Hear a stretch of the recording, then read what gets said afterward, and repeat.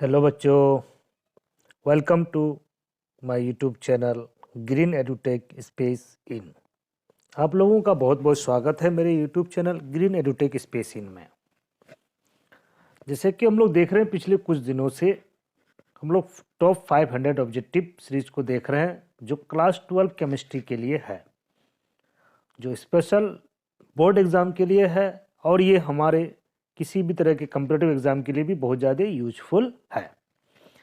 हम लोग जो 500 टॉप ऑब्जेक्टिव देख रहे हैं, जबकि हमको एग्ज़ाम में 70 ऑब्जेक्टिव पूछा जाएगा, और मुझे पूरा उम्मीद है कि इसी 500 में से 70 ऑब्जेक्टिव्स आपके आएंगे। अगर ना भी आए तो आपको तो 35 का आंसर देना है, और मुझे पूरा यकीन है कि आप 35 का पूरा आंसर देंगे, और मैं ऐसा ही कामना करता हूँ। और इसके साथ में ही आपके उज्जवल भविष्य का भी कामना करता हूँ कि जितना अच्छा आपका 12 होगा, उतना ही अच्छा आपका क्या होगा, आगे का लाइफ होगा। इसीलिए मैं आपके लिए इतना मेहनत कर करके ये ऑब्जेक्टिव सीरीज लाया हूँ। तो चलिए आज देखेंगे हम लोग सेट 5, जो कि हम लोगों का लास्ट सेट है, और ये हमारा आज 500 का जो टारगेट था वो ऑब्जेक्टिव को हम लोग कंप्लीट कर लेंगे। और आप खुद भी अपना एक असेसमेंट करेंगे कि आपका कितना सही हुआ, कितना गलत हुआ, क्यों गलत हुआ, ये सभी कमी को आप पूरा कर पाएंगे। चलिए स्टार्ट करते हैं। आज का क्वेश्चन क्या है देखते हैं। क्वेश्चन नंबर 1 है, एस्पायरिन इज एन। एस्पायरिन क्या है? एंटीबायोटिक है, एंटीपायरेटिक है, एंटीसेप्टिक है, नन ऑफ दीज है। देखिए, एस्पायरिन जो होता है वो आपका एंटीपायरेटिक होता है और एनाल्जेसिक होता है, यानी कि ये दर्द में भी और फीवर में भी लिया जाता है। इसलिए ऑप्शन नंबर 20 का क्या होगा, हमारा सही हो जाएगा। चलिए अगला क्वेश्चन देखते हैं क्या है आपके सामने। क्वेश्चन नंबर 2 कहता है, ब्रॉड स्पेक्ट्रम क्या है? Broad spectrum antibiotic is. इनमें से कौन सा एंटीबायोटिक है जो ब्रॉड स्पेक्ट्रम वाला होता है? ऑप्शन में आपके पास क्या क्या है? Paracetamol, penicillin, एस्पायरिन, chloramphenicol. तो जो क्लोरामफेनिकोल जो टाइफाइड में यूज किया जाता है, ये आपका ब्रॉड स्पेक्ट्रम वाला एंटीबायोटिक होता है। क्वेश्चन नंबर 3 देखेंगे, which of the following is not a surface phenomenon. इनमें से कौन सा पृष्ठीय परिघटना नहीं है, यानी कि जो सरफेस पर नहीं होती है? Hydrogenous catalyst, fusion of solid, corrosion, electrolysis process. तो देखिए, हाइड्रोजनस क्या होता है? जब आपका यहाँ कैटलिस्ट की जगह में कैटेलाइसिस होना चाहिए था। तो हाइड्रोजनस में क्या होता है कि अगर आपका रिएक्टेंट और कैटलिस्ट अगर अलग अलग फेज वाला हो, यानी कि अलग अलग अवस्था वाला हो, दैट मीन्स मान लेते हैं कि अगर रिएक्टेंट हमारा गैस हो और कैटलिस्ट हमारा सॉलिड हो, तो हम ऐसे प्रक्रिया को हाइड्रोजनस कैटेलाइसिस कहते हैं। फ्यूजन किसी भी सॉलिड का किसी दूसरे सॉलिड पर जाकर के जमा होना। कोरोजन यानी कि जंग का लगना। और इलेक्ट्रोलाइसिस प्रोसेस, दैट मीन जब हम किसी भी इलेक्ट्रोलाइटिक सॉल्यूशन में इलेक्ट्रिक करंट को फ्लो या प्रवाहित करते हैं। तो जो इलेक्ट्रोलाइसिस की प्रक्रिया होती है ये सरफेस पर नहीं होती है, बाकी ये तीनों सरफेस पर होने वाली परिघटनाएं है। क्वेश्चन नंबर 4 देखेंगे, which of the following will not give iodoform test. इनमें से कौन है जो आयोडोफॉर्म टेस्ट नहीं देगा? Ethanol, ethanol, pentane 2 one, pentane 3 one. इनमें से कौन है जो आयोडोफॉर्म टेस्ट नहीं देगा? तो इनमें से जो पेंटेन 3 ऑन है ये आपका आयोडोफॉर्म टेस्ट नहीं देगा। कारण क्या है कि आयोडोफॉर्म टेस्ट कौन कौन देता है ये जानना जरूरी है। जिसमें ये वाला चीज पाया जाएगा, है ना, ये एसिटाइल ग्रुप पाया जाएगा, या फिर अगर इस तरीके से हो CH OH बॉन्ड, अगर ये दोनों चीज अगर पाया जाता है, अगर आपको साफ साफ नजर नहीं आ रहा तो मैं फिर से एक बार बना देता हूं, आप ध्यान देंगे। देखिए मैं बनाता हूं फिर से, CH, कलर भी चेंज कर देता हूं पेन का ताकि आपको अच्छे से नजर आए। CH3 bond C double bond O bond, एक ये हो गया। दूसरा आपका ग्रुप आएगा CH3 CH bond OH bond. ये दोनों ग्रुप जिसमें भी उपस्थित होगा वो आपका आइडोफॉर्म टेस्ट देगा और जिसमें नहीं होगा वो आइडोफॉर्म टेस्ट नहीं देगा। तो जो पेंटेन 3 ओन है उसमें ये दोनों में से कोई भी नहीं पाया जाता है, क्योंकि जब आप पेंटेन 3 ओन का स्ट्रक्चर बना करके देखेंगे, कंडेंस फार्मूला बना करके देखेंगे, तो आपको क्या मिलेगा, CH3 bond CH2 bond CH bond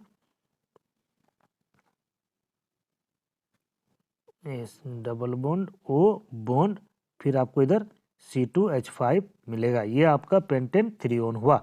तो इसमें हमको उन दोनों ग्रुप में से कोई भी नहीं मिल रहा है, इसीलिए पेंटेन 3 ओन हमारा क्या करेगा, ये आइडोफॉर्म टेस्ट नहीं देगा।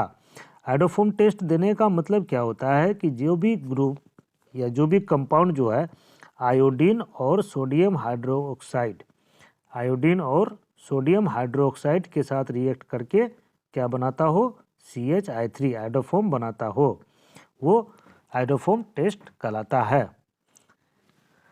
तो इस तरह से हमारा यहाँ पर आंसर क्या हो जाएगा, ऑप्शन नंबर डी। चलिए नेक्स्ट क्वेश्चन देखते हैं हमारा क्या है। क्वेश्चन नंबर 5 है आपके सामने में। क्वेश्चन नंबर 5 कहता है कि the number of chiral carbon in lactic acid, lactic acid में कायरल कार्बन कितने होते हैं। तो कायरल कार्बन कौन कहलाएगा भाई, जिस कार्बन में 4 ग्रुप जुड़ा हुआ होता है, A B C D। अगर चारों कार्बन से जुड़ा हुआ चारों ग्रुप अगर अलग अलग है तो वो हमारा कायरल कार्बन होगा। अगर इनमें से कोई भी 2 सेम हो जाए, जैसे मान लेते हैं कि यहाँ पर भी क्या हो जाए, A हो जाए, तो ये हमारा कायरल कार्बन नहीं होगा। तो लैक्टिक एसिड का जो फॉर्मूला होता है वो क्या होता है, आपको पता होना चाहिए, CH3 bond CH bond OH bond COOH।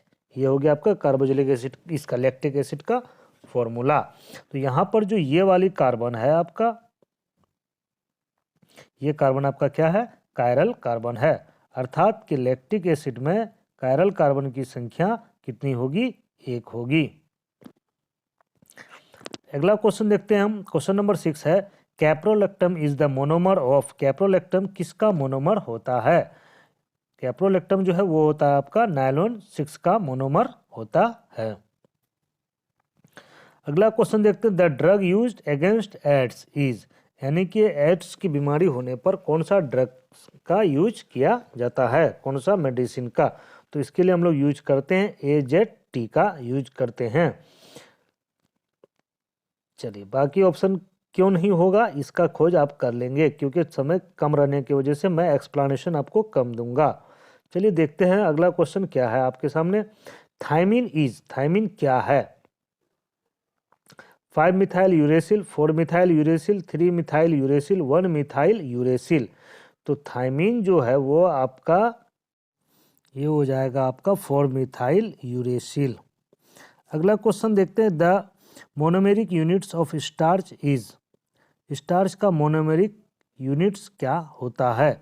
तो इसका मोनोमेरिक यूनिट जो होता है वो होता है ग्लूकोज।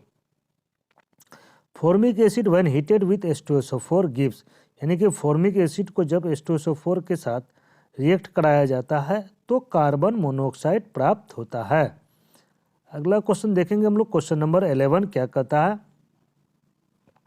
ध्यान दीजिएगा, लिखा है कि which is the strongest acid, इनमें से कौन सबसे स्ट्रॉन्ग एसिड है। फॉर्मिक एसिड, एसिटिक एसिड, उसके बाद क्या है आपका 2 methyl propanoic acid, 2 dimethyl propanoic acid. ये 4 ऑप्शन है आपके पास। तो देखिए यहाँ पर एक चीज़ ध्यान देने की ज़रूरत है स्ट्रॉन्गेस्ट एसिड के लिए, कि जब आपके पास में अगर EDG हो, यानी कि इलेक्ट्रॉन डोनेटिंग ग्रुप हो, तो ये क्या करेगा, एसिडिक नेचर को डिक्रीज कराएगा। और अगर EWG हो, यानी कि इलेक्ट्रॉन विथड्रॉइंग ग्रुप अगर उपस्थित हो, तो वो एसिडिक नेचर को बढ़ाएगा। तो देखिए इनमें एक मिथाइल ग्रुप है,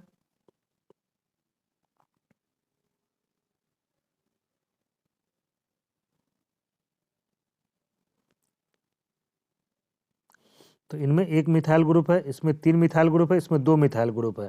इसका मतलब है कि इसमें एक भी मिथाइल ग्रुप नहीं है, इसीलिए ए नंबर क्या होगा, स्ट्रॉन्ग एसिड होगा। अगर यहीं पर क्या होता है, किसी मिथाइल की जगह में फ्लोरीन, क्लोरीन या साइनाइड वगैरह कुछ भी रहता, यानी कि इलेक्ट्रॉन विथड्रॉइंग ग्रुप अगर रहता, तो एसिडिक नेचर उसका ज़्यादा हो जाता। इसीलिए ऑप्शन नंबर ए हमारा यहाँ पर क्या होगा, सही होगा। नेक्स्ट क्वेश्चन देखते हैं, the correct order of the atomic size carbon, nitrogen, phosphorus, sulphur follows the order. यानी कि ये जो कार्बन, नाइट्रोजन, फास्फोरस और सल्फर है, इनके एटॉमिक साइज को सही ऑर्डर में बताना है। तो यहाँ पर हम देख रहे हैं कि सभी इंक्रीजिंग ऑर्डर पे है। ऑप्शन में क्या है, सभी इंक्रीजिंग ऑर्डर में है। तो कौन सा ऑर्डर सही होगा, ये ध्यान देना है। अगर आप पीरियोडिक टेबल में देखेंगे तो कार्बन का एटॉमिक नंबर 6, नाइट्रोजन का 7 होता है, फास्फोरस का 15 और सल्फर का 16 होता है। अर्थात कि कार्बन का जो है एटॉमिक नंबर जो है वो, ये एटॉमिक साइज वो नाइट्रोजन से कम होगा, और नाइट्रोजन का जो है सल्फर से, और सल्फर का फास्फोरस से कम होगा। इस एटॉमिक साइज के लिए दो बातें आप याद रखेंगे कि अगर ग्रुप में ऊपर से नीचे की ओर आया जाए तो एटॉमिक साइज में वृद्धि होगा, और अगर बाएं से दाएं जाया जाए तो एटॉमिक साइज में कमी आएगी। इस कंसेप्ट के आधार पर हमारा ऑप्शन नंबर बी क्या होगा, सही होगा। क्वेश्चन नंबर 13 देखते हैं, क्या कहता है कि molarity is express in. Molarity को किस यूनिट के द्वारा व्यक्त किया जाता है। तो मोलरिटी का यूनिट क्या होता है भाई, मोल पर लीटर होता है। क्वेश्चन नंबर 14 देखेंगे, which of the following is ionic solid. इनमें से कौन आयोनिक सॉलिड है। Iodine, lithium fluoride, dry ice, diamond. तो देखिए ड्राई आइस किसको कहते हैं हम लोग, सॉलिड कार्बन डाइऑक्साइड को। ठीक है, आयोडीन ये तो हमारा क्या हो गया, कोवेलेंट मोलेकुल हो गया। डायमंड भी हमारा क्या होता है, नेटवर्क या कोवेलेंट मोलेकुल होता है। अर्थात कि लिथियम फ्लोराइड हमारा क्या हो जाएगा, आयोनिक सॉलिड हो जाएगा। क्वेश्चन नंबर 15 देखेंगे, क्या है, और ऑफ क्रोमियम इज, यानी कि क्रोमियम का अयस्क कौन है। Iron chromate, potassium dichromate, lead chromate, none. इनमें से कौन और ऑफ क्रोमियम है। तो क्रोमियम का और क्या होता है, आयरन डाइक्रोमेट। क्वेश्चन नंबर 16 देखेंगे, hybridisation of carbon in carbocation. Carbocation में कार्बन का हाइब्रिडाइजेशन क्या होता है। कार्बोकेटायन का मतलब कार्बन पर प्लस चार्ज, कार्बन पर प्लस चार्ज हो तो कार्बन का हाइब्रिडाइजेशन क्या होगा। तो ऐसे कंडीशन में कार्बन का हाइब्रिडाइजेशन जो है वो होता है आपका sp2। कार्बन फ्री रेडिकल और कार्बोकेटायन दोनों का हाइब्रिडाइजेशन क्या होता है आपका sp2। जबकि कार्बन आयन, यानी कि जब कार्बन पर माइनस चार्ज आ जाता है तब कार्बन का हाइब्रिडाइजेशन क्या होता है, sp3 होता है। जब माइनस होगा तब क्या होगा, sp3 हो जाएगा। प्लस होने पर sp2, या फिर इस तरह का रहेगा इलेक्ट्रॉन के साथ में, तो हो जाएगा आपका sp2। नेक्स्ट क्वेश्चन देखते हैं, क्वेश्चन नंबर 17 क्या कह रहा है, how many elements are present in first transition series. जो 3D सीरीज होता है, फर्स्ट ट्रांजिशन सीरीज जो होता है आपका 3 से लेकर 12 तक, उसमें कितने एलिमेंट होते हैं। तो उसमें टोटल 10 एलिमेंट होते हैं। जबकि 12वां ग्रुप को क्या बोला जाता है आपका, पोस्ट ट्रांजिशन एलिमेंट बोला जाता है। गन मेटल इज, क्वेश्चन है गन मेटल जो एलॉयज होता है आपका, उसका कंपोजिशन क्या क्या है। Copper tin, copper zinc, zinc tin और कॉपर टिन एंड जिंक। तो गन मेटल का जो ओर्स होता है वो होता है आपका कॉपर टिन एंड जिंक। क्यों, क्योंकि कॉपर टिन किसके लिए हो जाता है, ब्रॉन्ज के लिए, और कॉपर जिंक हो जाता है ब्रास के लिए। अगला क्वेश्चन, क्वेश्चन नंबर 19 देखेंगे, which one of the following is correct chemical name of carbon tetrachloride. Carbon tetrachloride का कौन सा कॉमन नेम सही है। तो कार्बन टेट्राक्लोराइड यानी कि CCl4 का सही नाम क्या होता है आपका, पायरीन। क्या होता है, पायरीन होता है। अगला क्वेश्चन देखेंगे, which of the following is refrigerant. इनमें से कौन सा रेफ्रिजरेंट है। यानी कि देखेंगे क्या है आपका, फोजिन, COCl2, CCl4, carbon tetrachloride, CHI3 iodoform है ना, CF Cl2 यानी कि इसका नाम क्या है CFC। CFC का यूज किया जाता है आपका किसके रूप में, रेफ्रिजरेंट के रूप में, प्रशीतक के रूप में यूज किया जाता है। क्वेश्चन नंबर 21 देखेंगे, क्या है hybridisation of carbon in carbon ion. अभी मैंने आप लोगों को बताया कि कार्बन आयन में क्या हो जाएगा, sp3 हो जाएगा। चलिए क्वेश्चन नंबर 22 देखेंगे, क्या है क्वेश्चन नंबर 22 कह रहा है कि the structure of compound made of element A and B, यानी कोई कंपाउंड है जिसका स्ट्रक्चर ए और बी के द्वारा बना हुआ है। The atom A is situated at the corners, यानी कि एटम ए के द्वारा क्या हो रहा है, यूनिट सेल का निर्माण हो रहा है। B is situated at the centre of each face of the cube, और जो फेस का यानी जो क्यूब बनाए हैं, अब जो यूनिट सेल बनाए हैं उसके फेस में कौन है, बी, एटम बी है। What is the formula of this compound, तो इस कंपाउंड का फॉर्मूला क्या होगा। इसी क्वेश्चन को दूसरे तरीके से भी लिखा गया है, यहाँ से लेकर के यहाँ तक इस तरह से भी पूछा जा सकता है। तो चलिए अब हम लोग सोचते हैं क्या होगा। तो कॉर्नर पर जो एटम उपस्थित होती है उसकी संख्या कितनी होती है भाई, 1/8 × 8 यानी कि 1, यानी कि ए की संख्या कितनी होगी, 1 होगी। और जो फेस सेंटर में होता है उसका संख्या कितना होता है भाई, तो 1/2 × 6, क्यों, क्योंकि 6 फेस होते हैं, तो 1/2 × 6 बराबर क्या हो जाएगा, 3, अर्थात कि हमारा फॉर्मूला क्या होगा, AB3 होगा। अगला क्वेश्चन देखते हैं, क्या है क्वेश्चन नंबर 23। क्वेश्चन नंबर 23 कहता है कि a solution has an osmotic pressure of 0.0821 atm at 300 kelvin, its concentration would be, तो इसका कंसंट्रेशन क्या होगा। तो आप ऑस्मोटिक प्रेशर वाला फॉर्मूला लगाएंगे, pi is equal to CMRT वाला, तो आपको वैल्यू मिल जाएगा इसका 0.033। अगला क्वेश्चन देखते हैं, the main source of helium is, helium का मेन सोर्स क्या होता है। तो हीलियम का मेन सोर्स होता है आपका मोनाजाइट, जबकि ये रेडियम और एयर दोनों से प्राप्त किया जाता है, लेकिन सोर्स मेन सोर्स की बात है तो आपका आंसर क्या हो जाएगा, मोनाजाइट। अगला क्वेश्चन देखते हैं हम, what is oxidation number of nickel in tetra carbonyl nickel. तो इसमें क्या होता है आपका, निकेल का ऑक्सीडेशन नंबर 0 होता है, क्यों, क्योंकि कार्बोनिल जो है वो आपका न्यूट्रल लिगेंड है। चलिए क्वेश्चन नंबर 26 देखते हैं क्या कह रहा है। क्वेश्चन नंबर 26 कह रहा है कि which of the following is known as wood spirit, किसे वुड स्प्रिट के नाम से जाना जाता है। तो मिथाइल अल्कोहल को हम लोग क्या कहते हैं, वुड स्प्रिट कहते हैं, जबकि इथाइल अल्कोहल को गरेन अल्कोहल कहते हैं, मीथेन को मार्स गैस और 6H5OH को फिनोल या कार्बोलिक एसिड कहते हैं। चलिए क्वेश्चन नंबर 27 क्या है, क्वेश्चन नंबर 27 है, the general formula of alkyne is, alkyne का जनरल फॉर्मूला क्या होता है। तो एल्किन का जनरल फॉर्मूला हो जाता है आपका CnH2n, CnH2n-2, ये हो गया आपका एल्काइन का, और CnH2n+2 ये किसका हो गया आपका, अल्केन का हो गया। The ideal gas equation is express as, यानी कि आइडियल गैस इक्वेशन, आदर्श गैस समीकरण को किस समीकरण के द्वारा व्यक्त किया जाता है। तो इसका आइडियल गैस का समीकरण क्या होता है आपका, Pb = nRT। क्वेश्चन नंबर 29 पर देखिएगा क्या लिखा है कि the distillation of calcium formate, calcium formate का ड्राई डिस्टिलेशन कराने पर क्या प्राप्त होता है। तो कैल्शियम फॉर्मेट का फॉर्मूला आपका क्या हो जाता है भाई, HCOO2Ca, यानी कि जब आप इसे क्या करेंगे, डिस्टिलेशन कराएंगे तो आपको क्या प्राप्त हो जाएगा, फॉर्मल्डिहाइड प्राप्त हो जाएगा। चलिए क्वेश्चन नंबर 30 देखेंगे क्या है। क्वेश्चन नंबर 30 कहता है which of the following is known as sal ammoniac, यानी कि नौसादर, नौसादर का फॉर्मूला क्या होता है आपका, अमोनियम क्लोराइड होता है। सोडियम हाइड्रोक्साइड किसका है, कास्टिक सोडा का है, ये सेलेक्ट लाइम का फॉर्मूला हो गया। और कैल्शियम कार्बोनेट किसका हो गया, लाइम स्टोन का। क्वेश्चन नंबर 31 देखेंगे क्या है, which of the following is known as soda ash, soda ash के नाम से किसे जाना जाता है। तो सोडा एस हम लोग कहते हैं किसको, सोडियम कार्बोनेट को, और सोडियम बाइकार्बोनेट को क्या कहते हैं, वॉशिंग सोडा कहते हैं, और कैल्शियम ऑक्साइड को लाइम कहा जाता है।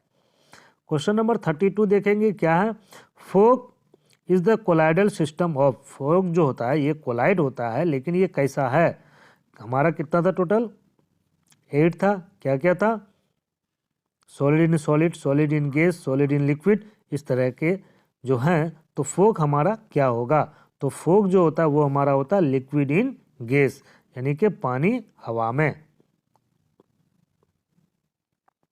क्वेश्चन नंबर 33 देखेंगे क्या कह रहा है, which one of this is diamagnetic, इनमें से कौन डायमैग्नेटिक है। तो डायमैग्नेटिक कौन होगा भाई, जिसके पास अनपेयर्ड इलेक्ट्रॉन नहीं होगा। तो cobalt 2 plus, nickel 2 plus, copper 2 plus, zinc 2 plus. तो जिंक 2 प्लस के पास एक भी अनपेयर्ड इलेक्ट्रॉन नहीं होता है, अर्थात ये हमारा डायमैग्नेटिक होगा। चलिए क्वेश्चन नंबर 34 पे ध्यान देंगे, क्या है क्वेश्चन कह रहा है कि द ओएस यानी कि oxidation state of iron in brown ring complex, ये जो ब्राउन रिंग कॉम्प्लेक्स है जिसको आप चैप्टर नंबर 7 में पढ़े हैं, है ना, वहाँ पर आयरन का ऑक्सीडेशन स्टेट क्या है ये बताना है। तो इसमें आयरन का ऑक्सीडेशन स्टेट हो जाएगा +2, क्योंकि यहाँ पर जो आपको कॉम्प्लेक्स में वाटर और नाइट्रिक ऑक्साइड नजर आ रहा है, ये दोनों आपका क्या है, न्यूट्रल लिगेंड्स है। तो केवल आपका जो ऑक्सीडेशन स्टेट होगा वो सल्फेट आयन की वजह से ही होगा। क्वेश्चन नंबर 35 देखेंगे, white and yellow phosphorus are, white और येलो फॉस्फोरस आपका क्या होता है, एलोट्रोप्स, आइसोमर, आइसोबार, आइसोटोन्स। तो ये होते हमारे एलोट्रोप्स होते हैं। क्वेश्चन नंबर 36 देखिएंगे, क्या है, which of the following is known as oil of vitriol, इनमें से किसे ऑयल ऑफ वाइट्रोल के नाम से जाना जाता है। तो ऑयल ऑफ वाइट्रोल हम लोग कहते हैं किसको है, कॉन्ग H2SO4 को। चलिए क्वेश्चन नंबर 37 पर देखेंगे क्या लिखा है। क्वेश्चन नंबर 37 कह रहा है कि which of the following is known as TNT, यानी कि ट्राइनाइट्रोटोल्यूइन, इनमें से किसे ट्राइनाइट्रोटोल्यूइन कहा जाता है। तो जिसमें 3 नाइट्रो ग्रुप हो जाएगा, वो हो जाएगा हमारा, तो देखेंगे यहाँ से ऑप्शन नंबर ए में ही हमको नजर आ रहा है डायरेक्टली कि ये क्या हमारा ट्राइनाइट्रोटोल्यूइन है। टोल्यूइन का फॉर्मूला क्या हो जाता है आपका भाई, C6H5CH3। अगला फॉर्मूला देखते, क्वेश्चन देखते क्या है, which of the following is known as bauxite, इनमें से किसे बॉक्साइट के नाम से जाना जाता है। Na3AlF6, ये तो हो गया आपका क्या, सोडियम क्रायोलाइट, बी नंबर हो गया आपका एलुमिना, और सी नंबर हो गया आपका बॉक्साइट। क्वेश्चन नंबर 39 देखेंगे क्या कह रहा है। क्वेश्चन नंबर 39 कह रहा है कि using inert electrode electrolysis is done in the aqueous solution of sodium sulphate, यानी कि सोडियम सल्फेट का आप इलेक्ट्रोलाइसिस कराते हैं। What are the product obtain at cathode and anode, तो जब आप सोडियम सल्फेट का इलेक्ट्रोलाइसिस कराएंगे तो आपको कैथोड और एनोड पर क्या प्राप्त होगा। तो इस प्रक्रिया से कैथोड पर आपको हाइड्रोजन और एनोड पर ऑक्सीजन प्राप्त होता है, अर्थात ऑप्शन नंबर ए हमारा सही होगा। चलिए क्वेश्चन नंबर 40 देखते हैं क्या है। क्वेश्चन नंबर 40 कह रहा है कि which enzyme is converting glucose into alcohol, कौन सा एंजाइम जो है ग्लूकोज को अल्कोहल में कन्वर्ट करता है। Maltose, diastase, जाइमेज, invertase. तो आपका क्या हो जाएगा, जाइमेज जो है वो ग्लूकोज को अल्कोहल में कन्वर्ट करता है, जबकि कैन शुगर वगैरह को इन्वर्टेज जो है वो ग्लूकोज एंड फ्रुक्टोज में कन्वर्ट करता है। चलिए क्वेश्चन नंबर 41 देखेंगे क्या कह रहा है। क्वेश्चन नंबर 41 कह रहा है कि the half life period of a reaction is inversely proportional to the initial concentration, the order of reaction is, यानी कि किसी रिएक्शन का हाफ लाइफ जो है वो क्या है, व्युत्क्रमानुपाती है किसका, उसके इनिशियल कंसंट्रेशन का, यानी कि प्रारंभिक सांद्रता का। तो ऐसी अवस्था में वो रिएक्शन किस ऑर्डर का होगा, किस कोटि का होगा, तो वो हमारा क्या होगा, सेकंड ऑर्डर का रिएक्शन होगा। अगला question, the NH2 group in benzene is, यानी कि NH2 ग्रुप को अगर हम लोग बेंजीन में सेट करेंगे तो वो कहाँ कहाँ पर आ सकता है। तो जो NH2 होगा वो हमारा कहाँ कहाँ आएगा, ऑर्थो और पारा डायरेक्शन पर आ सकता है। क्वेश्चन नंबर 43 देखेंगे, the order of esterification of alcohol is, यानी कि अल्कोहल का स्टीफिकेशन का ऑर्डर क्या होगा, यानी कि प्राइमरी, सेकेंडरी, टर्सरी, अल्कोहल में से कौन सबसे पहले एस्टर में कन्वर्ट होगा, फिर कौन और फिर कौन। तो सबसे पहले प्राइमरी, फिर सेकेंडरी और फिर उसके बाद टर्सरी, यानी कि टर्सरी अल्कोहल, सबसे स्लोएस्ट स्टेप दर्शाता है। क्वेश्चन नंबर 44 देखेंगे क्या है, the volume of 1 litre of A gas at NTP, यानी कि क्या कह रहा है कि 1 लीटर गैस का एनटीपी पर कितना वॉल्यूम होता है। तो 1 लीटर गैस का एनटीपी पर जो वॉल्यूम होता है वो होता है आपका 22.4 लीटर। क्वेश्चन नंबर 45 देखेंगे क्या कहा है कि colligative properties of the solution are those properties which depend on, colligative properties किस पर डिपेंड करता है। तो कोलैगेटिव प्रॉपर्टीज किस पर डिपेंड करता है भाई, नंबर ऑफ सॉल्यूट पार्टिकल पर, न कि नेचर या शेप या अदर किसी दूसरे प्रॉपर्टीज पर कोलैगेटिव प्रॉपर्टीज डिपेंड नहीं करता है। वो केवल किस पर डिपेंड करता है, सॉल्यूट के कणों की संख्या पर, अर्थात ऑप्शन नंबर डी हमारा सही हो जाएगा। क्वेश्चन नंबर 46 देखेंगे क्या है, in the extraction of iron produce slag is, यानी कि जब आप आयरन का एक्सट्रैक्शन करते हैं तो कौन सा स्लेग आपको यानी कि धातुमल प्राप्त होता है। तो आपको धातुमल क्या प्राप्त होता है इसमें भाई, कैल्शियम सिलिकेट प्राप्त होता है। चलिए क्वेश्चन नंबर 47 देखेंगे क्या है, क्वेश्चन नंबर 47 कह रहा है the meaning of lanthanide contraction is, lanthanide contraction का मतलब क्या होता है, ये करता क्या है।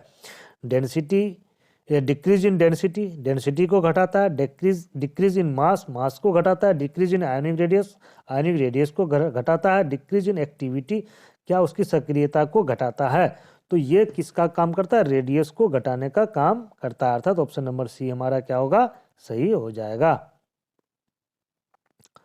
चलिए क्वेश्चन नंबर 48 देखेंगे क्या है, क्वेश्चन नंबर 48 कह रहा है कि the reaction between alkyl halide and sodium metal in the presence of dry ether is called, यानी कि जब अल्काइल हैलाइड को सोडियम मेटल के साथ ड्राई ईथर की उपस्थिति में अभिक्रिया कराई जाती है तो कौन सा रिएक्शन कहलाता है, वो उर्ज रिएक्शन कहलाता है, और इस अभिक्रिया के फलस्वरूप आपको हाइयर अल्केन प्राप्त होता है।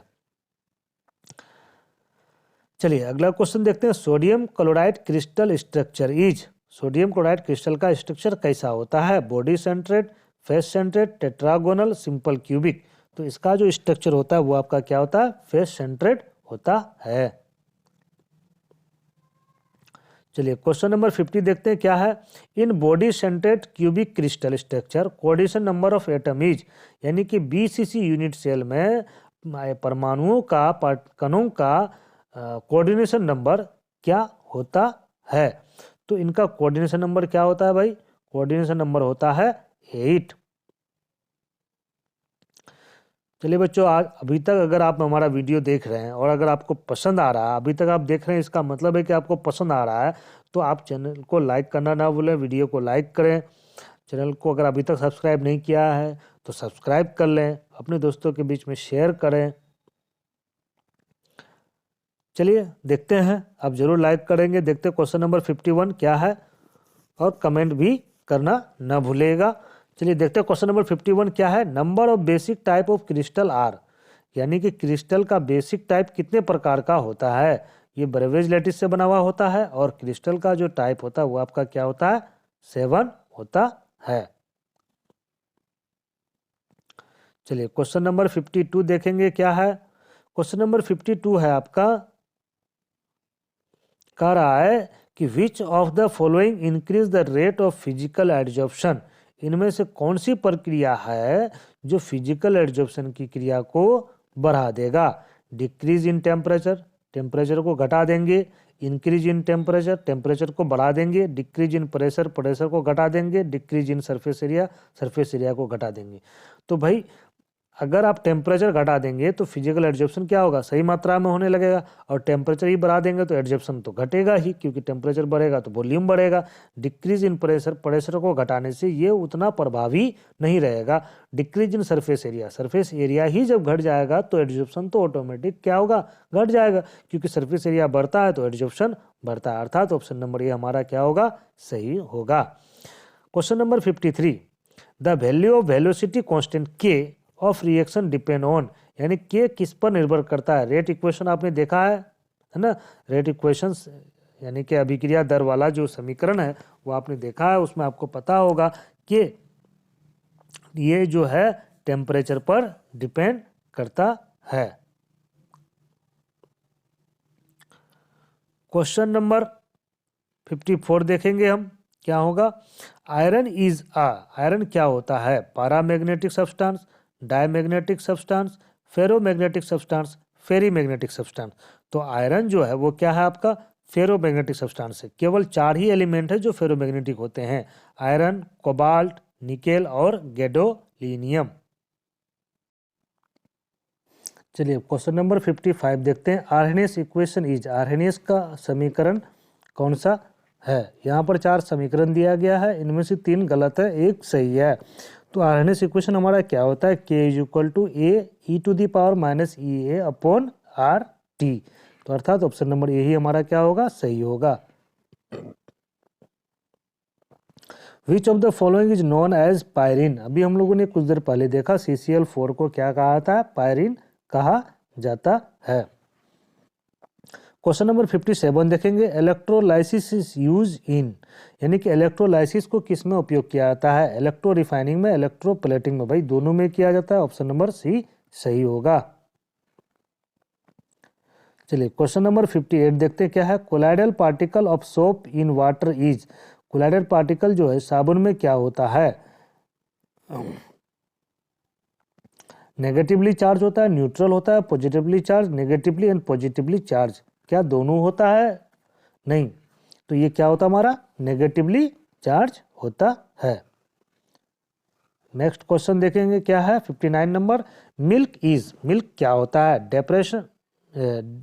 Dispersion of fat in oil, dispersion of fat in water, dispersion of water in fat, dispersion of water in oil. तो ये जो मिल्क होता है ये आपका क्या होता है? फैट जो है वाटर में क्या होता है? अवक्षेपित होता है, यानी कि डिस्पर्स होता है। कौन? फैट वाटर में। अगला क्वेश्चन देखेंगे। The antiseptic action of CHI3 यानी कि हाइड्रोफोम इज ड्यू टू, यानी कि हाइड्रोफोम जो है ये एंटीसेप्टिक का कार्य करता है, क्यों? CHI3 यानी iodoform, liberation of free iodine, iodine ions, iodine and CHI3 both. तो इसका आंसर हमारा क्या हो जाएगा? Liberation of free iodine. अगला क्वेश्चन देखेंगे, क्वेश्चन नंबर 61, क्या है। Which of the following is a secondary alkyl halide? इनमें से कौन सेकेंडरी एल्किल हैलाइड है? आइसोब्यूटाइल क्लोराइड, आइसोब्यूटाइल क्लोराइड, ये तो आपका प्राइमरी एल्किल हैलाइड हो जाएगा। आइसोपेंटाइल क्लोराइड, ये भी आपका प्राइमरी हो जाएगा। नियोपेंटाइल क्लोराइड, ये भी आपका क्या हो जाएगा? प्राइमरी हो जाएगा। आइसोप्रोपाइल क्लोराइड, ये आपका क्या होगा? सेकेंडरी एल्किल हैलाइड हो जाएगा, अर्थात डी नंबर सही होगा। क्वेश्चन नंबर 62 देखेंगे, क्या है। Which of the following is known as marsh gas? इनमें से किसे मार्स गैस के नाम से जाना जाता है? तो मीथेन गैस को हम लोग क्या कहते हैं? मार्स गैस कहते हैं। क्वेश्चन नंबर 63 देखिएगा, क्या है। The catalyst used in the manufacture of, यहाँ पर H2SO4 आना चाहिए था, छूट चुका है, कोई बात नहीं, यहाँ पे लिख देंगे ऑफ H2SO4। क्या लिखेंगे? H2SO4 by contact process. तो कॉन्टैक्ट प्रोसेस के द्वारा जब H2SO4 को बनाया जाता है तो कौन से कैटलिस्ट का यूज होता है? वेनेडियम पेंटाऑक्साइड का यूज होता है। चलिए अगला क्वेश्चन देखते हैं, क्या है 64। Lucas test is used to distinguish, यानी कि किसके अंतर करने के लिए ल्यूकास टेस्ट का उपयोग किया जाता है? तो ये आपका अल्कोहल में डिफरेंस, यानी कि प्राइमरी सेकेंडरी टर्सरी अल्कोहल में डिस्टिंग्विश करने के लिए, डिफरेंस करने के लिए ल्यूकास टेस्ट, वेक्टरमेयर टेस्ट, ऑक्सीडेशन, ये सब का यूज किया जाता है। अर्थात हमारा ऑप्शन नंबर सी क्या हो जाएगा? सही आंसर हो जाएगा।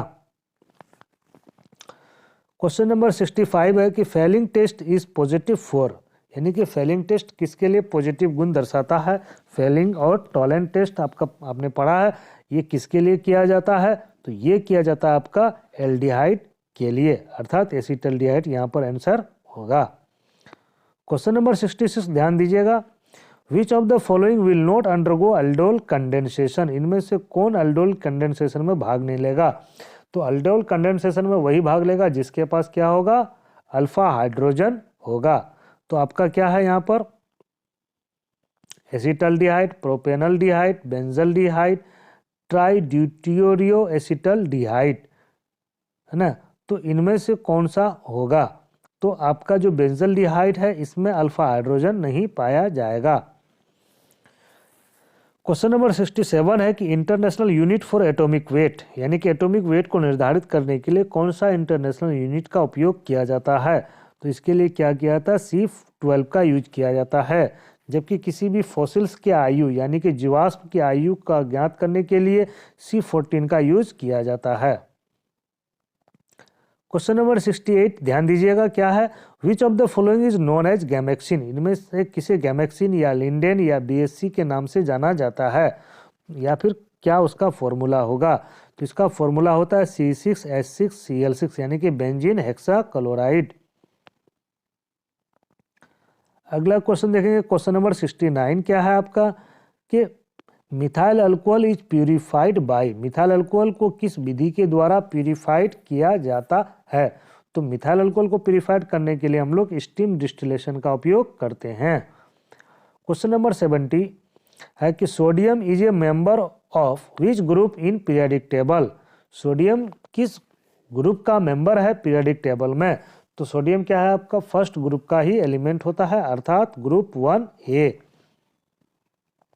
S block and P block जो है ये आपका ए ग्रुप में आता है, यानी कि सब ग्रुप उसका ए हुआ, और डी ब्लॉक का क्या होता है आपका? बी होता है। क्वेश्चन नंबर 71 ध्यान दीजिएगा, क्या है कि the shape of जेनन tetrafluoride is, जेनन tetrafluoride का शेप कैसा होता है? तो इसका शेप होता है आपका स्क्वायर प्लेनर। क्वेश्चन नंबर 72 क्या है कि which of the following element is found in free state in nature, इनमें से कौन सा तत्व स्वतंत्र अवस्था में प्रकृति में पाया जाता है? सोडियम ये तो बहुत ही रिएक्टिव होता है, आयरन ये भी जंग लग जाता है इसमें भी, जिंक भी जो है ऑक्साइड वगैरह बना लेता है, गोल्ड जो है ये आपका स्वतंत्र अवस्था में पाया जाता है। चलिए क्वेश्चन नंबर 73 देखिएगा, क्या है? ध्यान दीजिएगा, क्वेश्चन नंबर 73 कह रहा है कि which of the following an element found in human body, इनमें से कौन सा एलिमेंट है जो एलिमेंट के रूप में ह्यूमन बॉडी में पाया जाता है? तो वो है आपका oxygen. Question number 74 which one of the metal is liquid at normal temperature, कौन सा मेटल है जो नॉर्मल टेम्परेचर पर द्रव्य अवस्था में पाया जाता है? तो द्रव्य अवस्था में पाया जाने वाला धातु कौन है? वो है आपका मरकरी। हालांकि फ्रेंसियम भी द्रव अवस्था में पाया जाता है, लेकिन यहाँ पर मरकरी है तो हम लोग मरकरी में टिक लगाएंगे। और अगर यहीं पर अगर आपको पूछता कि कौन ऐसा नॉन मेटल है जो रूम टेम्परेचर पर द्रव अवस्था में पाया जाता है, लिक्विड स्टेट में पाया जाता है, तो आप क्या लिख देते हैं आंसर? ब्रोमीन। क्वेश्चन नंबर 75 देखेंगे, क्या है कि IUPAC name of this compound, इस कंपाउंड का IUPAC नेम क्या होगा? तो इसका IUPAC नेम देखिए, ये क्या है आपका? कार्बन इसमें 2 है तो इसका मतलब क्या हो जाएगा? इथेन हो जाएगा, है ना। यहाँ पे 2 कार्बन है आपका तो इथेन हो जाएगा, लेकिन क्योंकि ये डाइहाइड्रिक है इसीलिए जो एल्केन का नाम जो लिखा जाएगा वो पूरा लिखा जाएगा, अर्थात क्या होगा? इथेन 1,2-डाइओल, यानी कि बी नंबर सही होगा। ये जो है आपका इथाइलिन ग्लाइकोल ये आपका कॉमन नेम है। अगला क्वेश्चन देखते क्या है, क्वेश्चन नंबर 76 कह रहा है कि protective sols are, protective sols कौन होता है? तो प्रोटेक्टिव सोल जो होता है वो हमारा लायोफिलिक होता है। क्वेश्चन नंबर 77 देखेंगे, क्या है? इन द रिएक्शन सीक्वेंस, यानी कि ये जो अभिक्रिया यहाँ पर दिखाया गया है, इस अभिक्रिया में एक्स क्या होगा? यहाँ पर क्या है आपका? कैटलिस्ट लिया गया है एल्युमिनियम टर्शियरी ब्यूटा ऑक्साइड। जब आप इसके उपस्थिति में इस कंपाउंड का रिएक्शन कराएंगे तो जो एक्स प्राप्त होगा वो एक्स आपका क्या होगा? एसीटोन हो जाएगा। अल्कोहल यहाँ पर क्या हो जाता है? एसीटोन में कन्वर्ट हो जाता है।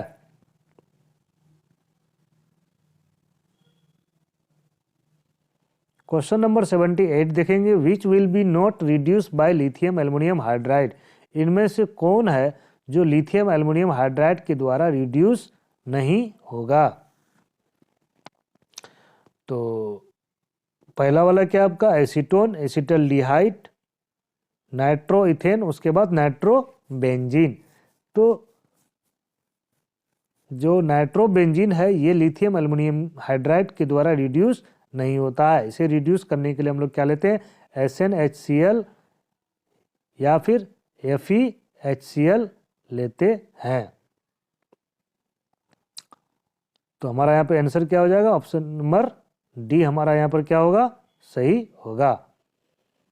चलिए क्वेश्चन नंबर 79 देखते हैं क्या है। क्वेश्चन नंबर 79 में कह रहा है कि an organic compound gives blood red colouration with Victor Meyer test. यानी कि एक ऑर्गेनिक कंपाउंड है जो वेक्टर मेयर टेस्ट के द्वारा मतलब रेड ब्लड यानी कि ब्लड के जैसा लाल पदार्थ देता है। When this compound vapour is pass through copper tube at 300 degree Celsius. तो यानी कि जब आप उस कंपाउंड को कॉपर ट्यूब से 300 डिग्री सेल्सियस में प्रवाहित करेंगे तो कौन सा प्रोडक्ट प्राप्त होगा।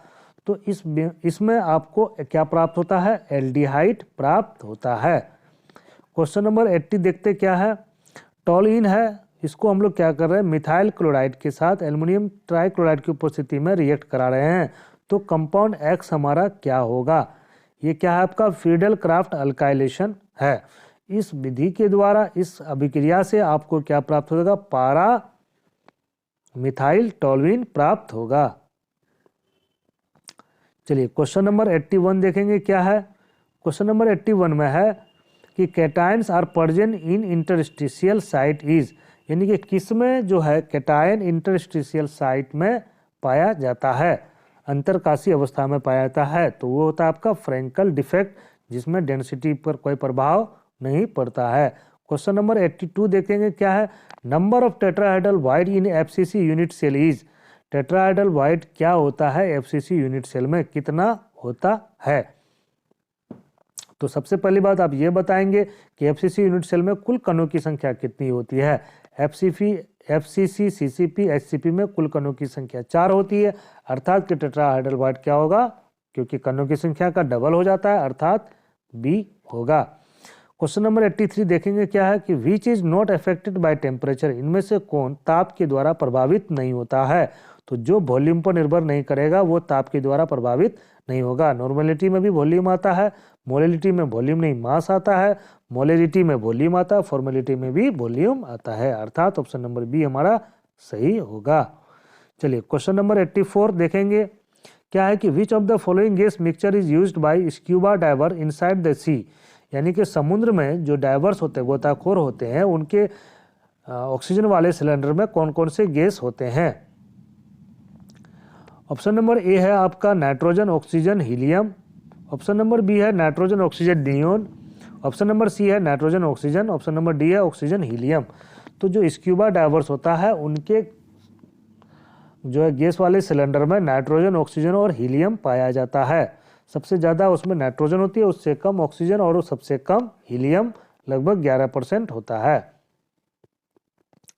क्वेश्चन नंबर 85 देखेंगे क्या है आपका।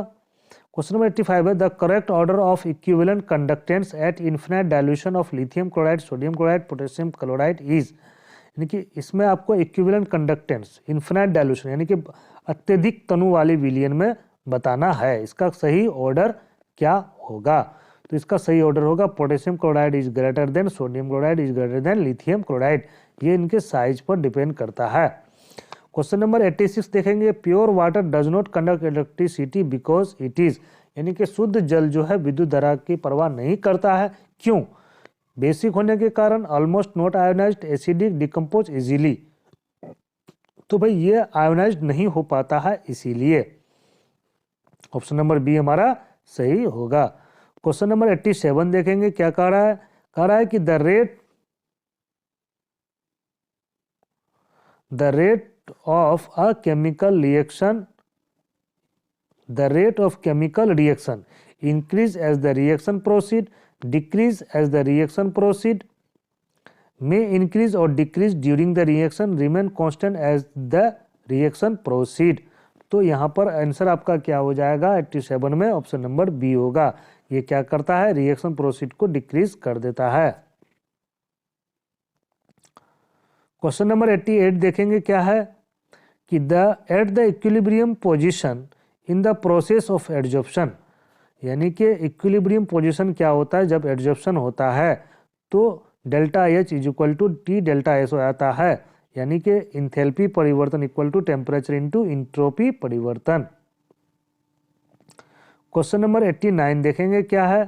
क्वेश्चन नंबर 89 में है कि ammonia can be dried by, ammonia को किसके द्वारा ड्राई किया जाता है, कोंग H2SO4, P4O10 अर्थात phosphorus pentoxide, calcium oxide, anhydrous calcium chloride.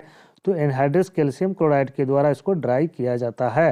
Question number 90 देखेंगे क्या है कि the common oxidation state of transition element is, transition element का कॉमन ऑक्सीडेशन स्टेट क्या होता है आपका भाई, +2 होता है।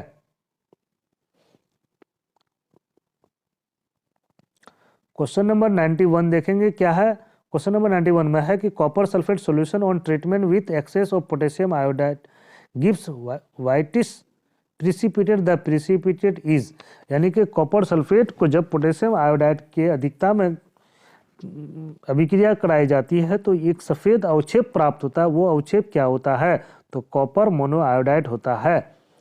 Which is colourless in water, इनमें से कौन वाटर में कलरलेस होगा या है, तो सेलेनियम आयन जो होता है वो कलरलेस होता है, जबकि बाकी सभी आयन जो है वो वाटर में कलर होता है। क्वेश्चन नंबर 93 देखेंगे क्या है कि ligands in the anti cancer, यहाँ पे एंटी कैंसर हो गया, एंटी कैंसर होना चाहिए था, ड्रग सिस्प्लाटिन आर, यानी कि जो एंटी कैंसर ड्रग है सिस्प्लाटिन, उसमें किसको यूज किया जाता है, उसमें अमोनियम और क्लोरीन को यूज किया जाता है, अर्थात ए नंबर सही होगा। क्वेश्चन नंबर 94 देखेंगे क्या है कि which of the following will give maximum number of isomers, इनमें से कौन है जो सबसे ज़्यादा आइसोमर दिखाएगा, तो ऑप्शन नंबर डी में आप देखिए, यहाँ ध्यान दीजिए, यहाँ पर आपका क्या है थायोसाइनाइड और अमोनिया लिगेंड में है, तो ये सिस ट्रांस के साथ साथ ये लिंकेज आइसोमेरिज्म भी दिखाएगा, अर्थात ऑप्शन नंबर डी हमारा सही होगा। क्वेश्चन नंबर 95 देखेंगे क्या है कि rate of hydration in aqueous acid will be in the order, यहाँ पर 3 कंपाउंड आपको दिया गया है, इनका हाइड्रेशन के आधार पर इनको क्या करना, आपको सजाना है, अरेंज करना है। तो यहाँ पर आप इसको जब अरेंज करेंगे तो आपका हो जाएगा ऑप्शन नंबर डी, जिसमें क्या है कि सेकंड वाला क्या होगा, greater than first and greater than third. Question number 96 देखेंगे क्या है। क्वेश्चन नंबर 96 कह रहा है कि the correct order of boiling point is, यानी कि यहाँ पर जो 4 ऑप्शन दिए गए हैं इन चारों ऑप्शन में कौन सा करेक्ट ऑर्डर है। तो देखिए बॉइलिंग पॉइंट के लिए आपको 2 बातों पर ध्यान रखना है। फर्स्ट आपको देखना है कि जिनका मोलेकुलर वेट सबसे ज़्यादा होगा उसका बॉइलिंग पॉइंट सबसे ज़्यादा होगा, या फिर जिसमें ब्रांच की संख्या अगर सेम मोलेकुलर वेट वाला हो और ब्रांच की संख्या कम हो उसका बॉइलिंग पॉइंट सबसे ज़्यादा होगा। तो यहाँ पर आपका क्या क्या है, ब्यूटेन है, 1 क्लोरोब्यूटेन है, 1 ब्रोमोब्यूटेन है, 1 आयोडोब्यूटेन है। तो स्वाभाविक बात है कि आयोडीन का वेट सबसे ज़्यादा होता है, उससे कम ब्रोमीन का, उससे कम क्लोरीन का होता है, अर्थात सबसे ज़्यादा आयोडोब्यूटेन का होगा, उससे कम ब्रोमो का, उससे कम क्लोरो का और उससे कम ब्यूटेन का, अर्थात ऑप्शन नंबर ए सही होगा। क्वेश्चन नंबर 97 देखेंगे which of the following compound will be most readily attacked by an electrophile, इनमें से कौन सा कंपाउंड है जो इलेक्ट्रोफाइल के द्वारा सबसे आसानी से और सबसे जल्दी अटैक होगा, तो वो है आपका फिनोल। क्वेश्चन नंबर 98 देखेंगे क्या है, कह रहा है कि what is the correct order of reactivity of alcohol in the following reaction, यानी कि ये जो अभिक्रिया दिखाया गया है आपका, इस अभिक्रिया में है ना, इस अभिक्रिया में कौन सा ऑर्डर सही होगा। तो देखिए आपको याद होगा ये चैप्टर नंबर 10 का है कि टर्शियरी अल्कोहल को केवल HCl के साथ मिलाकर हिला देने से ही प्राप्त हो जाता है, उसके बाद सेकेंडरी, और सबसे मुश्किल से कौन सा होता है जिसके लिए कैटलिस्ट की आवश्यकता पड़ती है, वो है आपका प्राइमरी, अर्थात ऑप्शन नंबर सी हमारा क्या होगा, सही होगा। क्वेश्चन नंबर 99 देखेंगे, what is the hybridization and geometry of the amine. Amine का हाइब्रिडाइजेशन और ज्योमेट्री क्या होता है। तो एमाइन का जब आप स्ट्रक्चर बनाएंगे तो ये हो जाएगा आपका एमाइन का स्ट्रक्चर। तो इनका जो हाइब्रिडाइजेशन होता है वो होता है sp3, और इसका जो ज्योमेट्री होता है वो पिरामिडल होता है। चलिए आज का लास्ट क्वेश्चन और इस साल का सबसे लास्ट क्वेश्चन आप देखेंगे, क्या है question, on hydrolysis of starch we finally get, यानी कि जब हम स्टार्च का हाइड्रोलाइसिस कराते हैं तो हमें क्या प्राप्त होता है। जो जब आप स्टार्च का हाइड्रोलाइसिस कराएंगे तो आपको ग्लूकोज प्राप्त होगा। चलिए इस तरह से हम लोगों ने 50 ऑब्जेक्टिव फिर 100 ऑब्जेक्टिव हम लोगों ने देख लिया है। अब टोटल हम लोगों का 500 ऑब्जेक्टिव कंप्लीट हो गया है, और इससे पहले भी मैंने लगभग 500 ऑब्जेक्टिव आपको कराया हुआ हूँ। तो मुझे पूरा उम्मीद है कि आप 35/35 इस बार सही बना करके आएंगे। Best of luck for your exam and thank you for watching my YouTube channel. God bless you. अगर आपने अभी तक हमारा चैनल को सब्सक्राइब नहीं किया है तो चैनल को सब्सक्राइब कर लेंगे, और वीडियो अगर आपको पसंद आया है तो लाइक और कमेंट करना नहीं भूलेंगे। Thank you very much for watching my YouTube channel.